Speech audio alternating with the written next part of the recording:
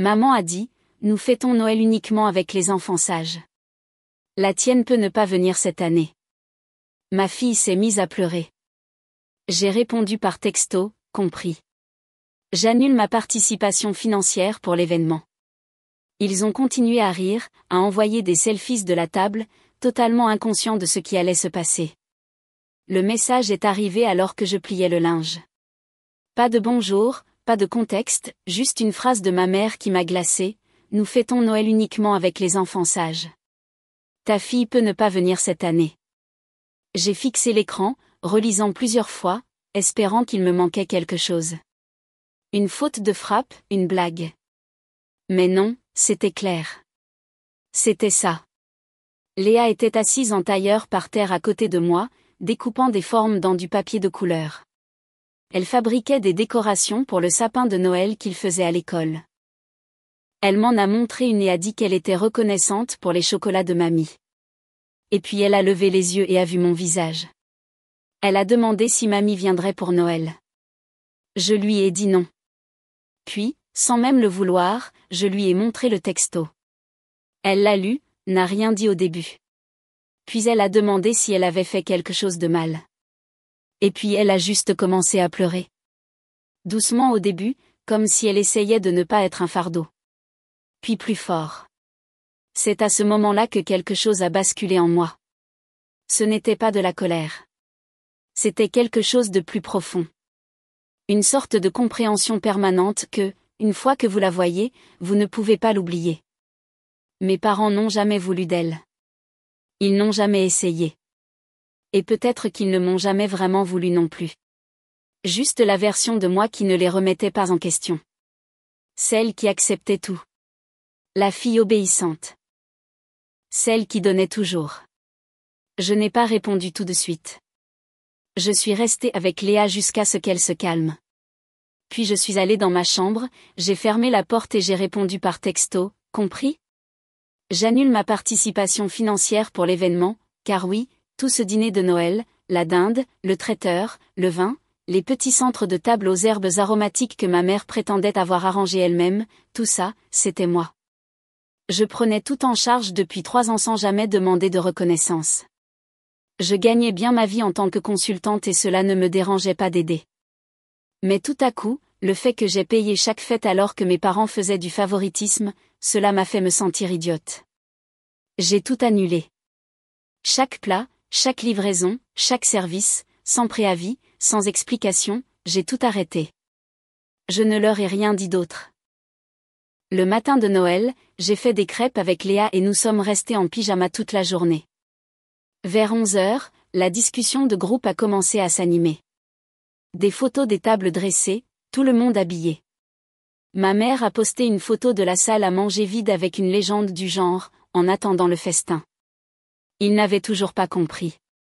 Puis sont venus les selfies. Mon frère, Julien, souriant à côté de mon père, tous les deux avec des bières. Ma belle-sœur faisant un boomerang d'elle et de ma mère trinquant. Ils en ont envoyé un où ils portaient un toast à la famille qui se comporte bien. La légende était évidente et cruelle. Personne n'avait encore remarqué que la nourriture n'arrivait pas. Je n'ai pas répondu. J'ai juste laissé mon téléphone en silencieux et les ai laissés profiter de l'illusion. À 14h45, Julien a envoyé un texto, dit « La nourriture était censée arriver plus tard cette année ou quoi ?» Et quelques minutes plus tard, un autre message de ma mère disant que rien n'était arrivé. Elle paniquait. Je n'ai pas dit un mot. Je n'avais pas besoin de le faire.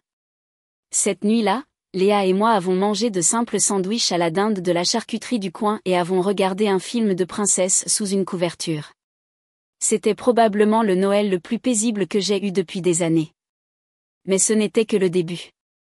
Car ce que ma famille ne savait pas encore, ce qui se déroulait discrètement en coulisses, c'est que la maison dans laquelle ils étaient assis à boire du vin et à rire n'était plus vraiment la leur et qu'ils allaient bientôt avoir désespérément besoin d'aide. Le premier signe est apparu le lundi suivant Noël. J'étais en réunion quand Julien a appelé 2 fois de suite. Je n'ai pas décroché. Puis un texto de sa part est arrivé, « Salut, tu es libre de parler ? C'est important. » Rien à voir avec Noël. Je l'ai ignoré. 1 heure plus tard, ma mère a appelé, puis mon père, puis Julien à nouveau. C'était comme s'il s'était soudainement souvenu que j'existais et pas seulement pour payer le dîner. Cette nuit-là, j'ai finalement vérifié ma messagerie vocale. Le message venait de ma mère et elle semblait abattue, pas en colère, pas froide, juste fatiguée. Elle a dit qu'ils avaient un problème avec la banque et qu'ils devaient discuter d'une aide temporaire en raison d'un problème avec le prêt immobilier. C'est tout ce qu'elle a dit, mais je savais déjà de quoi il s'agissait. 3 mois plus tôt, j'avais reçu une lettre chez moi qui leur était adressée. Elle provenait d'une caisse de crédit dont je n'avais jamais entendu parler. Au début, j'ai cru que c'était une erreur, mais quand je l'ai ouverte, j'ai réalisé qu'il s'agissait d'un prêt, qu'ils avaient co-signé avec Julien pour une voiture, une toute nouvelle BMW. La lettre disait qu'ils étaient en retard de paiement et que le bien utilisé comme garantie était leur maison. J'avais appelé ma mère à ce sujet dès son arrivée. Elle avait minimisé, dit que c'était réglé et que je ne devais pas m'inquiéter. J'ai laissé tomber. Je n'aurais pas dû. Au moment où ils m'ont contacté après Noël, il était clair que rien n'avait été réglé. Le prêt était en défaut de paiement. La banque avait engagé des procédures pour saisir la maison à moins que la dette ne soit réglée dans les 30 jours. Je ne leur ai pas répondu tout de suite. J'ai gardé l'information pendant 3 jours pendant qu'ils continuaient à appeler, à envoyer des textos, à essayer différentes approches. Mon père m'a envoyé un long message expliquant que la famille restait unie et qu'il savait que je ne laisserais pas, cette petite chose, tout gâcher. Petite chose. C'est comme ça qu'il l'appelait. Perdre la maison dans laquelle mes parents vivaient depuis 27 ans. Celle dans laquelle j'ai grandi. Celle qu'ils avaient utilisée comme garantie pour la 2e voiture de mon frère en 2 ans. Pendant ce temps, ils avaient traité Léa comme une étrangère qu'ils étaient forcés de tolérer. C'est étrange, les contorsions mentales que les gens font quand ils se sont convaincus qu'ils n'ont jamais tort. Mes parents ne voyaient sincèrement aucun lien entre ce qu'ils avaient fait à ma fille, à moi, et le fait que je ne me sentais plus obligée de les sauver. Mais finalement, j'ai aidé. C'est la partie à laquelle je pense encore parfois. J'ai viré l'argent directement à la caisse de crédit et leur ai envoyé la preuve de paiement. Je ne leur ai pas dit que je l'avais fait. Je les ai laissés mijoter quelques jours de plus, puis la lettre de la banque est arrivée, annonçant le retrait de la procédure de saisie. C'est alors qu'ils ont rappelé, tout sourire et gratitude. Maman a même dit qu'elle voulait emmener Léa faire du shopping pour son anniversaire. Comme si rien ne s'était passé. Je voulais croire qu'ils avaient changé. Vraiment. Peut-être avais-je besoin d'y croire. Alors, j'ai laissé Léa partir avec elle, pensant que c'était peut-être un tournant. Ce ne fut pas le cas, car ce qui s'est passé ensuite a confirmé quelque chose que j'avais toujours essayé de ne pas croire. Que ma fille était invisible à leurs yeux et qu'ils ne prenaient même pas la peine de le cacher. Ils ont récupéré Léa pour la virer shopping un dimanche après-midi. Elle était tellement excitée qu'elle a mis ses petites bottes à paillettes même si elle lui donnait des ampoules. Elle n'arrêtait pas de regarder par la fenêtre pour s'assurer qu'elle ne les manquait pas. J'ai failli annuler à la dernière minute. Je ne faisais pas confiance à ça. Le changement soudain, la façon dont ma mère était redevenue chaleureuse et souriante, comme si elle n'avait pas dit ce qu'elle avait dit quelques jours auparavant. Mais Léa avait déjà préparé un petit sac avec son argent de poche et une liste d'idées cadeaux. Elle avait même dessiné un petit cœur à côté du nom de mamie. Alors, je l'ai laissé partir. Je me suis dit que peut-être il faisait des efforts, que peut-être la peur de la maison avait déclenché quelque chose en eux. Ils sont partis pendant 4 heures. Quand elle est revenue, elle n'a pas dit un mot. Elle a juste marché directement vers sa chambre et a fermé la porte. Ma mère a à peine établi un contact visuel quand elle l'a déposée. Elle a dit que le centre commercial avait été trop bondé pour trouver grand-chose. Puis elle est partie comme si elle ne pouvait pas s'échapper assez vite. J'ai frappé à la porte de Léa, me suis assise avec elle sur le lit et j'ai demandé comment ça s'était passé. Elle m'a tendu un sac en papier avec un petit porte-clés dedans. Un petit bonhomme de neige en caoutchouc. C'est tout ce qu'il lui avait acheté. J'ai demandé si quelque chose s'était passé. Elle a haussé les épaules. A dit non. A dit qu'elle était fatiguée. Mais plus tard cette nuit-là, je l'ai trouvée en train de pleurer dans son oreiller. Pas fort, juste des sanglots étouffés. Elle m'a finalement raconté ce qui s'était passé. Il n'était pas allé faire du shopping pour elle. Il l'avait emmenée au centre commercial pour acheter des cadeaux pour ses cousins. Ma nièce, mon neveu et le nouveau bébé de mon frère. Léa les a vus choisir des tenues, des jouets et même un bracelet en or pour le bébé. Quand elle a demandé si elle pouvait avoir un petit jouet, ma mère lui a dit « Tu n'auras rien. Nous avons déjà trop dépensé. » Elle a dit « Ma mère n'arrêtait pas de parler de vrais petits-enfants pendant qu'ils faisaient du shopping. » Léa n'a pas compris ce que cela signifiait au début, mais quand ils se sont assis à l'aire de restauration, elle a entendu mon père dire « Eh bien, au moins, nous n'avons pas à nous inquiéter qu'elle fasse des caprices en public cette fois-ci. » Elle n'a pas pleuré devant eux. Elle n'a pas posé de questions. Elle est juste restée silencieuse jusqu'à ce qu'elle rentre à la maison. Je n'ai pas dormi cette nuit-là, non pas de colère, mais d'une tristesse froide et vide. Je ne savais pas comment expliquer. Il m'a alors semblé évident que cela n'allait pas changer. Il n'y aurait pas de tournant, pas de moment où il la verrait soudainement comme je la voyais. Peu importait ce que je payais ou combien de grâce je leur accordais. Il ne l'aimait pas. Il ne l'avait jamais aimé. Je ne leur ai rien dit tout de suite. Je les ai laissés penser qu'ils s'en étaient tirés. J'ai attendu parce qu'à ce moment-là, il ne s'agissait pas de prendre ma revanche. Il s'agissait de faire une rupture nette, une qu'ils ne verraient pas venir. Et quand il reviendrait vers moi, et je savais qu'il le ferait, je serais enfin prête. 2 semaines avant Noël, mon père s'est présenté à ma porte sans prévenir. Pas d'appel, pas de texto. Il a juste frappé comme il le faisait quand je vivais encore sous son toit et que je n'avais pas d'autre choix que de répondre. Je l'ai ouverte parce que je voulais voir son visage. Je voulais voir s'il avait l'air honteux. Il ne l'a pas fait. Il a souri comme si rien ne s'était passé, comme si Noël n'était qu'un petit malentendu et que le voyage de Léa au centre commercial s'était magnifiquement déroulé. Il a même demandé comment allait la petite, comme s'il ne se souvenait pas de son nom à ce moment-là. Puis il en est venu au fait. Il a dit qu'ils avaient encore besoin d'aide. Je n'ai rien dit et j'ai attendu. Apparemment, la maison n'était pas la fin de l'histoire. La BMW qu'ils avaient achetée à Julien avait accumulé des amendes, des infractions au péage, des contraventions impayées et des problèmes d'assurance, le tout au nom de mon père. Et maintenant, la préfecture menaçait de suspendre son permis à moins que le solde ne soit réglé immédiatement. Il a dit que ce n'était pas la faute de Julien, que les avis avaient été envoyés à une ancienne adresse, que le système était injuste envers les familles qui traversaient des difficultés. Je n'ai fait que le regarder. Il a dit que cela ne prendrait que quelques milliers d'euros, que j'avais déjà aidé et qu'ils étaient si reconnaissants. Il a même plaisanté en disant que je devrais considérer cela comme un héritage anticipé. C'était ça. C'était le moment exact où cela s'est produit. Quand j'ai senti quelque chose se briser si net en moi, c'était presque paisible. Je lui ai dit, non, pas j'y réfléchirai. Pas parlons-en plus tard. Juste non. Il a cligné des yeux, confus, comme si le mot n'avait pas de sens venant de moi. Puis il est devenu silencieux et a dit, nous sommes une famille, Chloé. On ne tourne pas le dos à sa famille. Je lui ai demandé calmement si Léa comptait comme une famille. J'ai observé la façon dont il n'a pas répondu tout de suite. La façon dont il a changé de position, a regardé par terre, a essayé de faire avancer la conversation sans reconnaître la question. Ce silence m'a tout dit. Je suis sortie et j'ai fermé la porte derrière moi pour que Léa n'entende pas.